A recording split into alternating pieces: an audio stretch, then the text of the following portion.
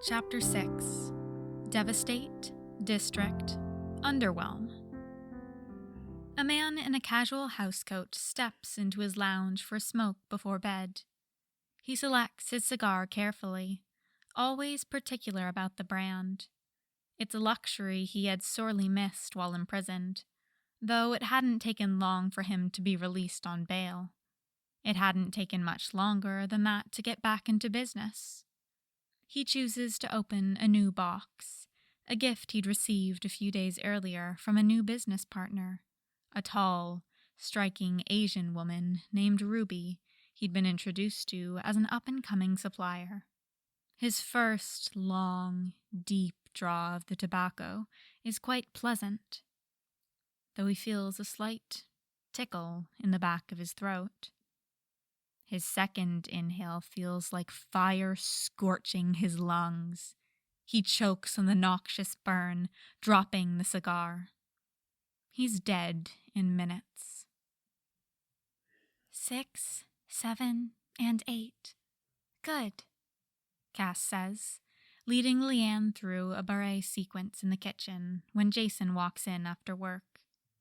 He smiles.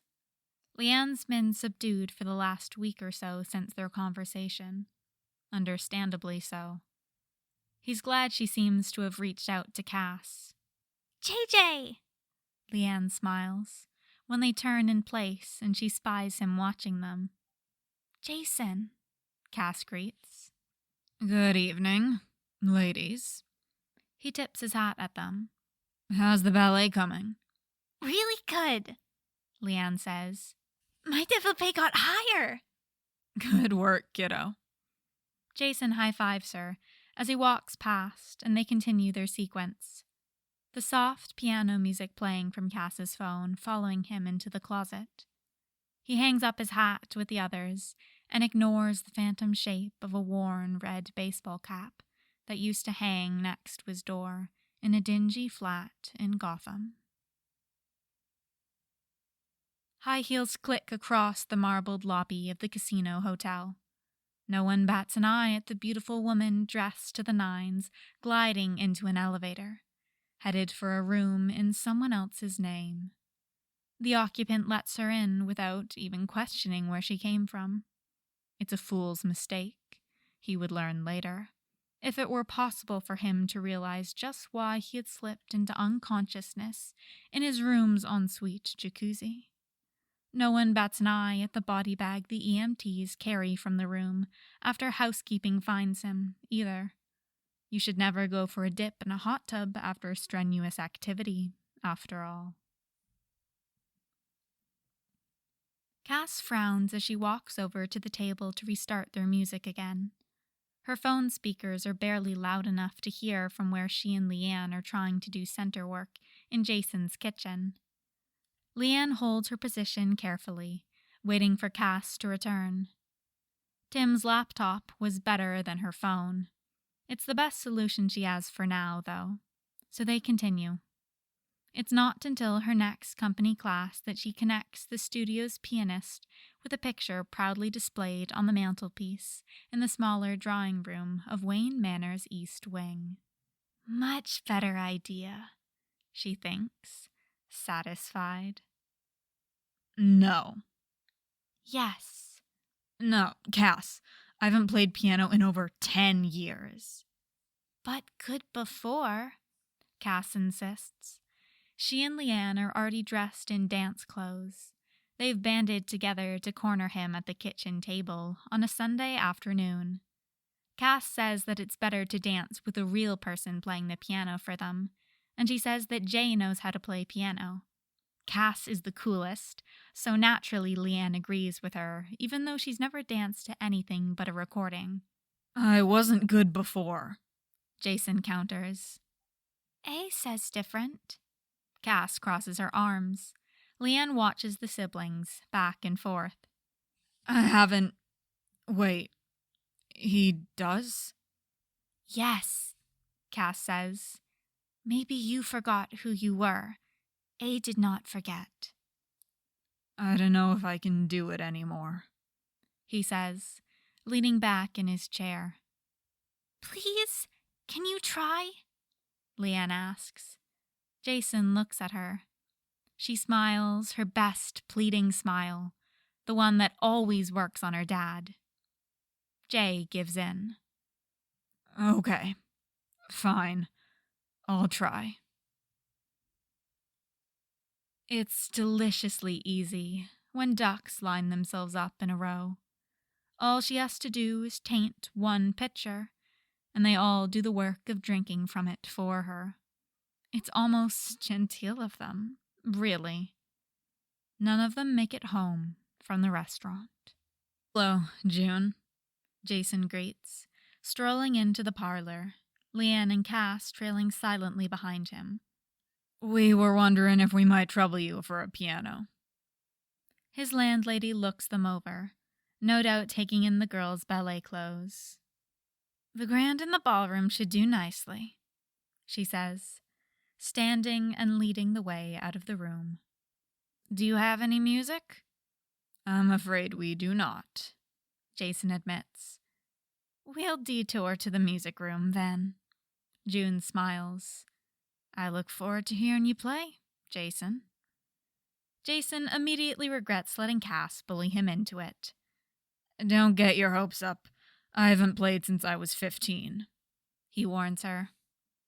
Well, we all start somewhere, she says with a smile.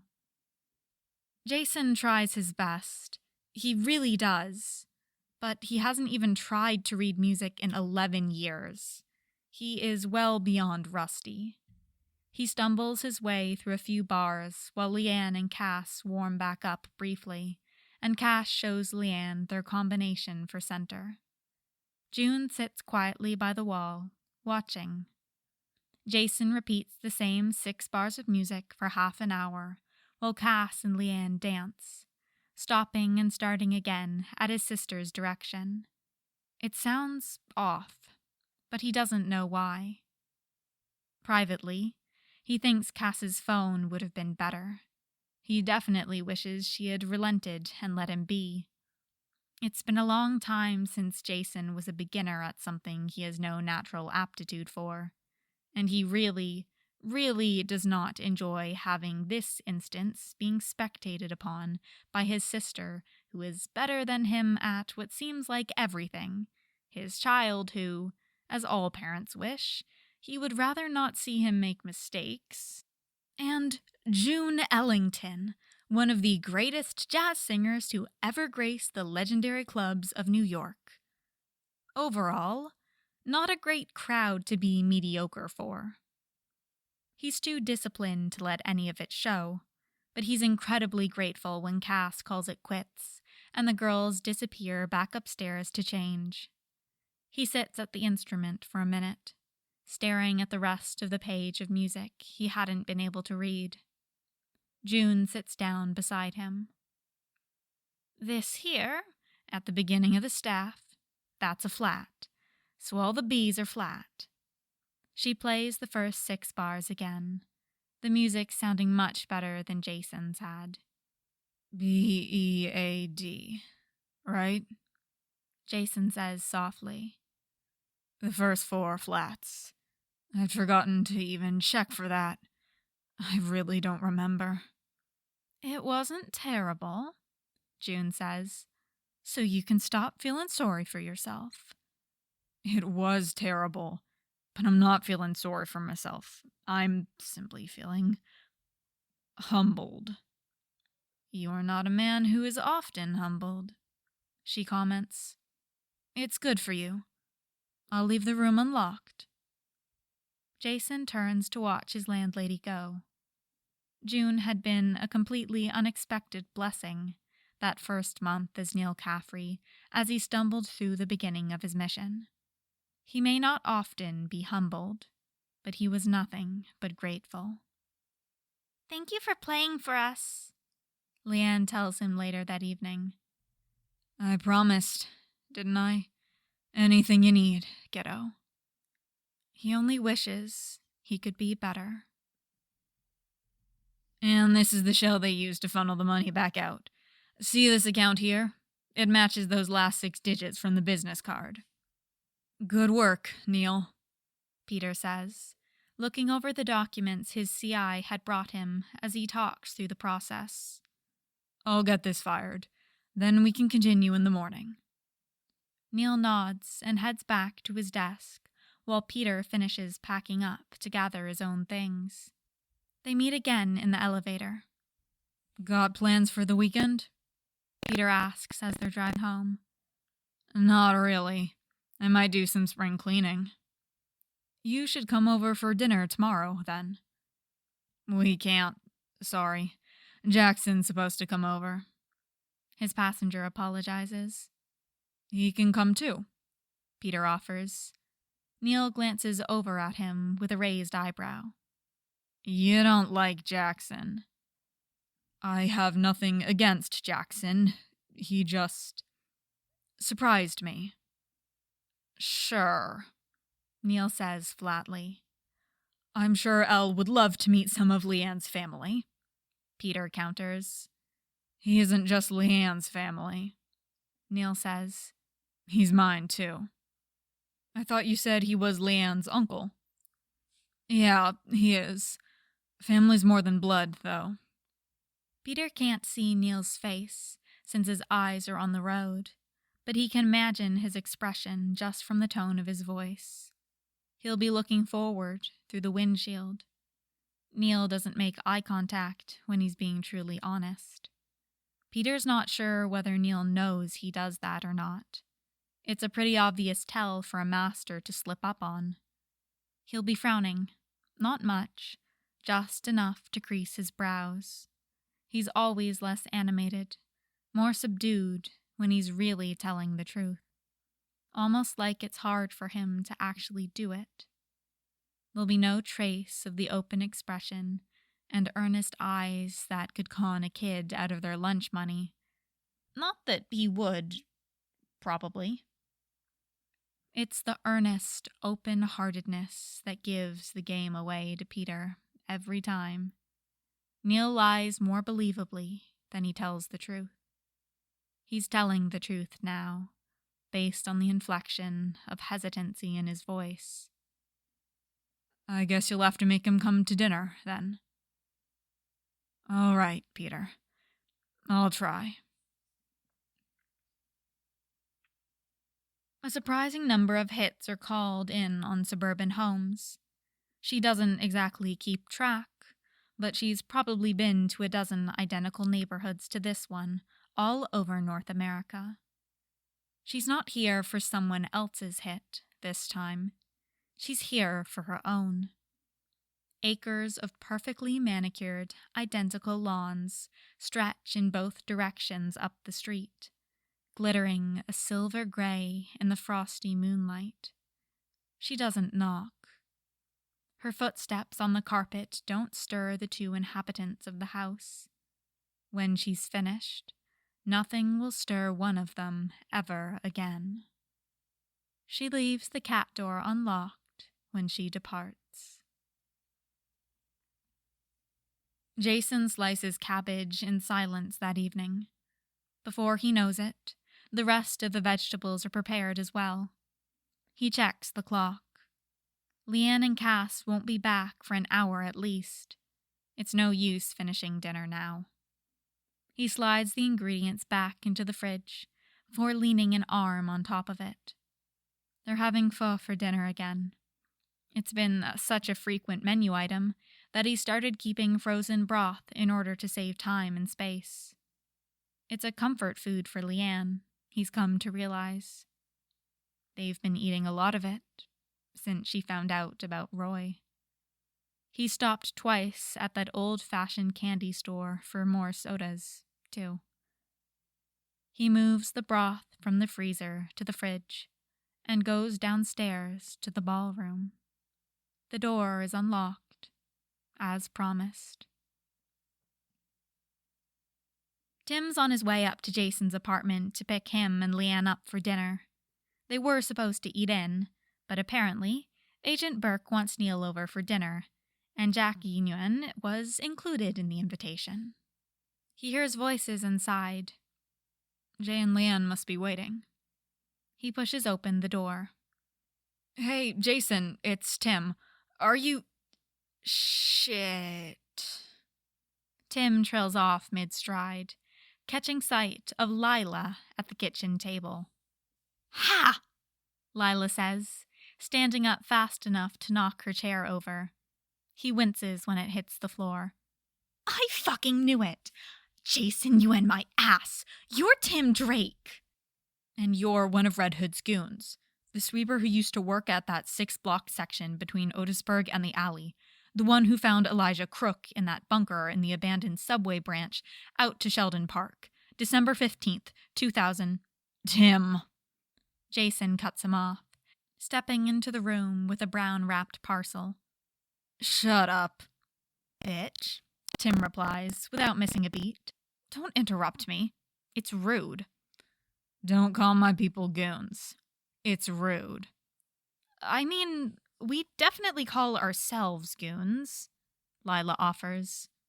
What? You didn't know that? Some of us have a group text called Red Hood's Goon Squad. I am not in a group text called Red Hood's Goon Squad, Jason says, raising an eyebrow. I know, Lila says. That's 'cause you're not a goon. And you would have made us rename the chat, wouldn't you? Jason opens his mouth to answer, then closes it again when he realized that Lila's right. He crosses his arms, sulking. Tim laughs. She's got you there.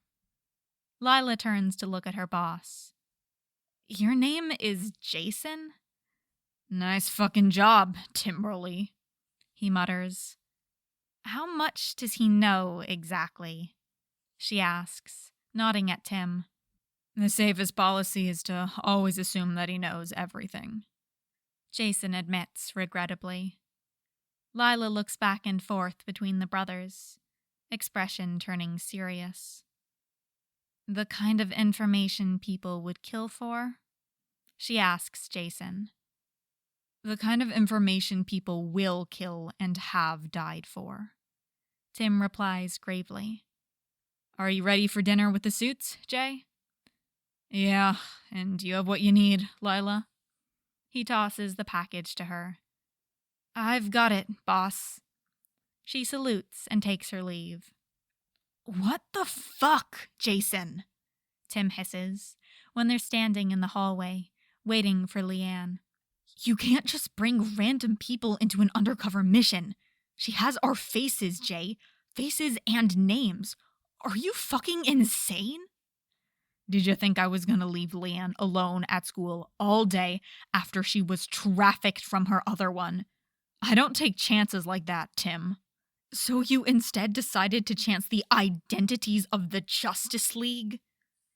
Lila already had my face. She has the skills necessary to protect Lian, and the qualifications necessary in order for me to place her within the school. Without asking, without telling anyone what you were doing, without warning Cass and I when you knew we might interact with her. I don't need you to ask how I run my organization, Timothy. Jason hisses. I don't need your fucking permission to give one of my people a job under my own discretion. She knows who I am, Jason. She knows who you are. Yeah, like it's such a huge fucking jump from Jaybird, which Roy calls me in front of our people all the time, to Jason. Besides, it was you who slipped up. What if it had been to Peter or Mozzie instead of Lila? Mozzie, your friend who is a vital part of this mission and hasn't been around in almost 2 months because you pushed him away, you mean? Jason scowls at him. We're getting too lax, he mutters, leaning back against the wall. There's so many of us here, and with June being, well, June, it's too much like home. We're too comfortable, all of us. We cannot afford to become comfortable here. There is your healthy dose of paranoia, Tim says, leaning next to him. You're still a bat underneath that fedora, after all. Jason smacks him. Tim simmers the whole way to Burke's house, quietly furious over Jason's actions and coming up with plans to handle the potential collateral. He hadn't missed how Jason said, "our people," rather than "my people," when he mentioned Roy, though. "Business partners," he scoffs. "Like hell you are." Dinner with the Burkes is better than Jason expects it to be. He doesn't know why he thought it would be bad, in hindsight. As much of a little shit as his brother is, Tim does actually know how to behave in polite company. He's even better at manipulating a room than Jason is. Elizabeth prepares a lovely meal of citrus-baked salmon and asparagus paired with a sparkling lemonade. It tastes like spring 5 years ago, and a sketchy, hole-in-the-wall seafood place in Seattle that he and the other outlaws had crowded around a table in, sooty and suspicious. It makes him miss Roy. "Can I be excused to go play with Satchmo, Dad?" Lian asks, swinging her feet under the table when she's finished eating. "Yes, you're excused, Lian," Jason says. She quickly jumps down and scampers off to the living room to find Peter and Elle's dog. "So, what's new with you, Elle?" he asks. "I feel like it's been ages." "Oh, I won tickets for a show next month," she says. "It was one of those raffle draws. Peter and I are really looking forward to it." "That's definitely something to look forward to." Jason smiles. "Nothing like the magic of live theater." "Which show are you seeing?" Tim asks. "Les Miserables," Peter answers. "Oh, that will be excellent," Tim comments, glancing at Jason with a smile he doesn't like. "I didn't realize it was on Broadway right now." "It isn't," Elizabeth explains. "It's a touring cast. They'll only be in New York for about a month." "Yeah, this season is busy. I bet it was hard enough to get a theater space for that long," Jason says. "Isn't there a movie coming out next year for that?" "Yeah, I think so," Tim agrees. "What are you scheming, Timothy?" "Maybe we should all see it together," Peter suggests. "I haven't been to the cinema in a while." Jason laughs. "Peter, I definitely can't watch Les Miserables with you." His handler frowns. "Why not?" "I'll let you figure that one out." Jason smirks. Elle looks at him knowingly. "No, tell me now. What's the problem?" His handler insists. "Come on, Peter. No spoilers before the show."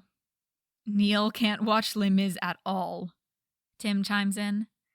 And there it is. "He sobs uncontrollably for the entire 2 hours and 50 minutes. It's all his Catholic guilt." "I never sob," Jason sniffs. "I don't even cry." "He can't even listen to it," Tim continues, leaning forward conspiratorially. "He gets all misty at the first song, and by the third one, he's all tears." "Shut up, Jackie," Jason hisses, kicking him under the table. "You really cry at Broadway musicals, Neal?" Peter asks incredulously. Tim snickers. $20 says Peter cries too," Jason says, ignoring Peter's question and turning to Elle. She turns a scrutinizing eye on her husband. "No bet." "I'll take it," Peter says, never failing to rise to a challenge set by Neal Caffrey. Jason grins. "Your loss." Jade walks casually through the airport, breezing through security and strolling to her designated gate. Her flight is short and uneventful. She looks like every other business traveler in Portland, Oregon's largest airport. It's fitting, too, since she's here on business. She slips unnoticed through the terminal to a lounge filled with other business-class travelers. Her Mark sits by a window, completely engrossed in his laptop. It's child's play to slip the powder into his drink. In 2 hours, a flight will make an emergency landing in Reno for a medical emergency. they will be too late. Tim is working in the Wayne Enterprises building. Cass and Lian are at ballet, and Jason is alone for the evening. He gets some work done half-heartedly for almost an hour before his feet carry him downstairs to the ballroom again. To those who know him, Roy Harper's choices of romantic partners always seem to be random and ill thought out. It would not be particularly out of character, from the outside, since many of his life decisions are equally random and ill thought out. Roy Harper is the closest you'll get to a blue-collar worker in the world of metahumans and godlike aliens and genius billionaires that he inhabits. He's not known for his unimpeachable character, like some of his heroic peers and teammates. He's not known for his fantastic metahuman powers, since he doesn't have those. He's not known for his unshakable leadership, an unwavering devotion to the cause that his mentor's generation of heroes are all revered for. Roy Harper is known for his pure, unrivaled skill. It's this that he looks for in a partner. Someone who can match him shot for shot, mark for mark, hit for hit. This is what ties his random bad decisions together. Jade Nguyen is an assassin, first and foremost. She's a cold-blooded killer, and she knows it. She's a taker. What Jade sees in a relationship is what she gets from it, not only romantic entanglements. Jade looks at the world, at every person she meets, and sees what she can gain from them, with very little exception. Sure, sometimes she'll act with an uncharacteristic generosity, but even then she'll get something from it too. Her daughter Lian is her only exception. Lian's father, Roy, was not an exception. Roy saw in her someone who could match him, and she saw in Roy someone she could gain something from. Sure, they had had fun together, but her livelihood is lethal skill, and Roy Harper had lethal skills to offer. Her accuracy had increased measurably during the time they were together. Lian had been an unexpected bonus.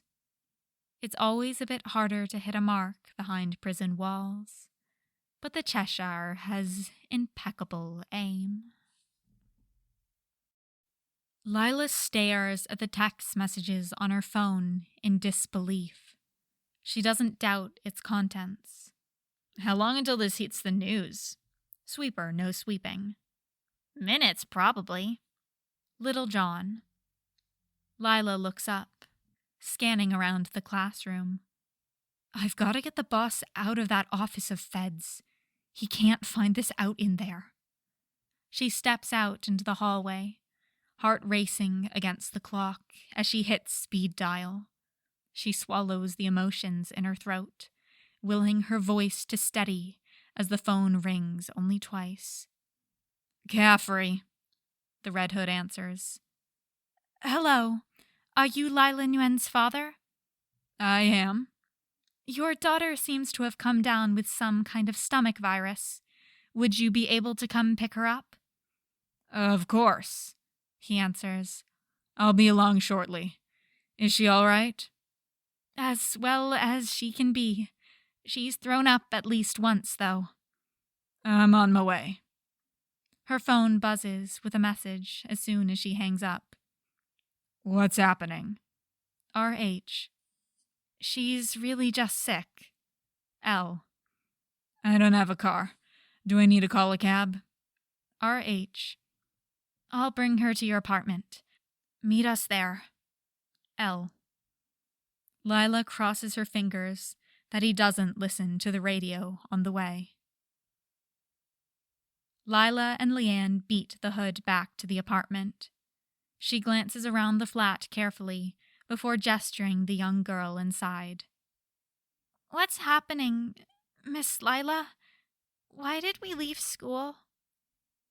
There's something pretty big going on in Gotham right now, so we had to leave school in order to help your dad out. He's gonna come here to meet us, okay? I'm friends with him. You can say you work for the Red Hood, Miss Lila. I already know. Well, Lila says, a bit gobsmacked. That makes my job easier, I guess. Tim Drake and the Red Hood both enter the apartment at the same time from the balcony and the front door, respectively.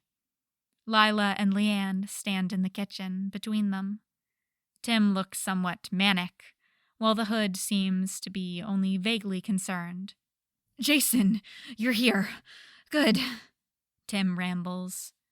Lian, hey, how you feeling, kiddo? Hood asks, squatting down in front of her. I feel fine, she responds, confused. Is something wrong? Weren't you sick? No. I lied to get you out of the Office of Feds, Lila confesses.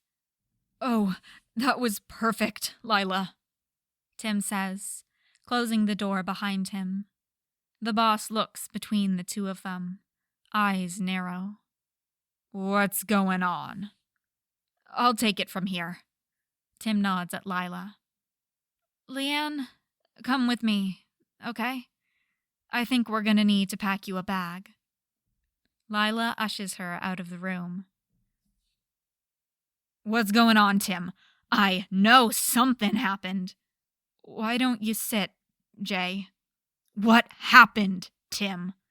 Sit down, Jason. He finally sits on the couch. Tim sits down on the coffee table in front of him. Talk to me, Timothy, he hisses. Fuck. How do I even... Jason. He shrinks down on himself, running his hands down his face. Words, Timothy. The Joker's dead. Jason's world stops. His mouth is dry. I can't. Tim, It's like speaking with a mouthful of sand. Tim's right there in front of him, but he seems so far away. Like if he stretched out his hand, he wouldn't be able to reach him. I have to... Hello? A voice says from the doorway of Lian's room. Lila jumps, turning around and reaching for one of her concealed knives. An elegant, elderly woman stands in the doorway. She raises an eyebrow at Lila's obvious draw. I don't believe we've met. Lian, dear, is your father home? He's in the apartment, Lian answers. But... She looks cautiously at Lila, as if she's not sure what to say. Keep packing, Lian, Lila directs. She steps out of the room into the hallway with the woman. Lila, she offers her a hand. I'm a friend of Neal's. Oh, June, you're here, Tim says, stepping out of the apartment door just down the hallway behind them. He sounds normal, but there is a frantic look in his eyes. There's been a bit of an incident back home. Yes, I have seen the news. Is your brother all right? The lady, June, asks, walking up to Tim. Lila follows with a glance back at Lian's open door. The three of them step back into the entry of the apartment. Not really, he confesses. He's sort of dissociating, but I have to get home. There's gonna be rioting in the streets, and I need to do damage control. This is beyond all hands on deck, and Jay's stuck here, which is bad enough without.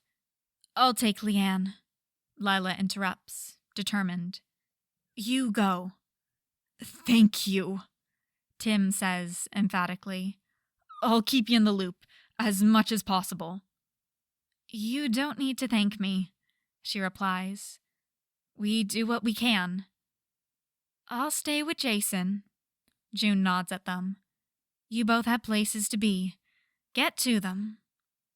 They nod and flee, Tim through the balcony, and Lila back into the hall.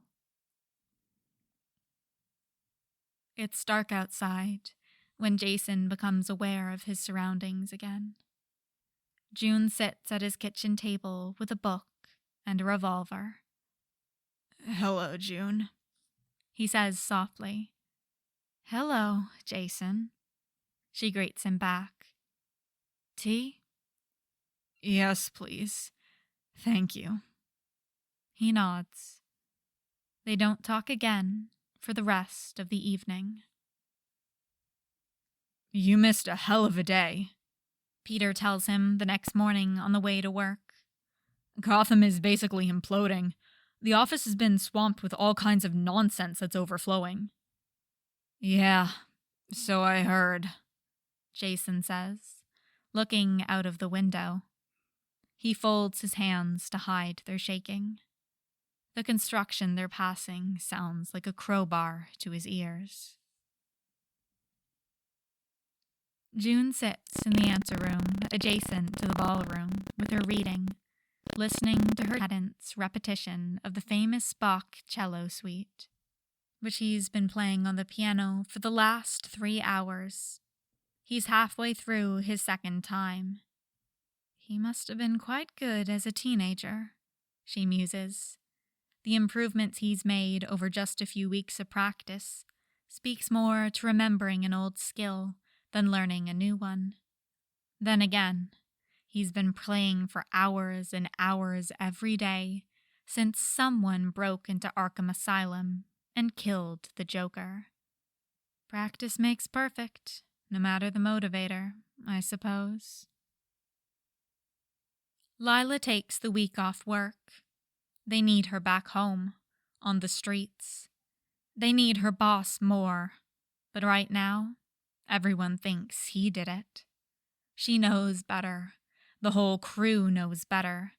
But every cop in the city would drop everything and hunt down the Red Hood as if they could actually catch him the minute somebody spotted him. It's better for everyone if he stays put in New York. She's honestly a bit sad for him. Not that she'd ever breathe a word of it out loud. He's still the Red Hood. Out of any of them, though, she thinks he deserves to see the celebrations. Jason finds himself in front of June's ballroom grand again and again in the following days. The imposing instrument is the only thing that seems to be able to drown out the manic laughter that keeps echoing from his memories. He's there in the ballroom, meandering through a waltz, when the door opens behind him, letting someone else into the room. The footsteps tap a familiar pattern into the floor as they cross the room. I didn't know you started playing again, Bruce comments, stopping a few paces behind him. Chopin? Yeah. Jason shrugs, pausing his practicing. I didn't know you were in New York. Gotham all settled then? He's not surprised to see him, exactly, but he hadn't been sure whether or not he should expect it. I wanted to see you. You know it wasn't me, Jason says, after a minute of silence. I know, Bruce says. You know who it was, though, don't you? I don't, Jason replies honestly. But I wouldn't tell you if I did. Jason waits in silence for his response. He knows he and Bruce will never agree on this. He hopes they're both beyond the point where they'll come to blows over it. The Joker is dead, by neither of their hands. It's over. It's done. This is the time they could finally put it all behind them. They stand in a tense silence for several long moments. Jason slides over on the bench. You can play the left hand. I haven't played in over a decade, Bruce says, sitting down. Neither had I, Jason replies, until my kid asked me to try again. He reaches for the music, changing out a waltz in A minor for a page of beginner sight reading exercises. Will you try for me, B? Slowly, hesitantly, uncertainly, his father begins to play. Jason stands alone on his balcony, late into the night. He's given up trying for sleep, though he knows there's yet another day ahead of him. He'll have to walk home from work tomorrow. He's down to his last bottle of ginger beer. He sips at it while looking out over the city, ignoring the chill of the frigid night air. The Joker's dead, Roy, he says, speaking the words aloud for the first time. He's finally gone. I didn't do it. Everyone thinks I did, or I somehow orchestrated it. But I didn't. I wish I had, Harper. You know more than anyone, probably, how much I wish I could have been the one to do it. Roy was right about the way the ginger could burn, but it's not quite enough for him tonight. He wants it to burn the words right out of his throat. I don't know if I could have done it, Roy. I always thought I'd get another chance to find out. And now I never will. He sighs. You know, I'll never tell anyone this, but it feels good how Gotham's been rioting to celebrate. It means I was right. I would have been right if I'd done it back then. He takes another sip. Bruce came to see me. He believed me when I told him I didn't know who did it. At least, I think he did. He huffs a small laugh. He played piano with me, Roy. I never thought I'd live to see the day, but I really think we're gonna be all right. He drifts back into silence, contemplating the hazy yellow sky. There's too much light pollution to see the stars. Hi, Grandpa Ollie. School is good. Yesterday we tried volleyball in PE class. It was kind of fun. Charity and Rosalina were on my team. Charity hates boys now, so I think she's not sad about her boyfriend anymore. Now she's putting her anger into hitting volleyballs. Is there supposed to be a apostrophe in she's? She's? I don't know which one. Sorry. Anyways, I got an A on my French test, so maybe it's not so bad. Please say hi to Grandma Dinah for me. Love, Lian. Oliver Queen stares at the new email, computer screen lighting up his face in the otherwise dark room.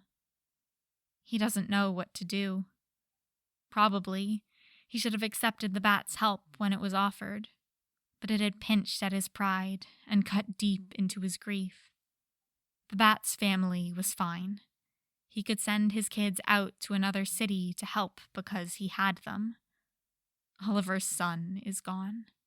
His oldest, out in the stars, out of reach. Gone. He doesn't know what to do. He should have accepted the help when it was offered. He knows that. His city is suffering for it now. It has been for months. He's overwhelmed. He's off his game.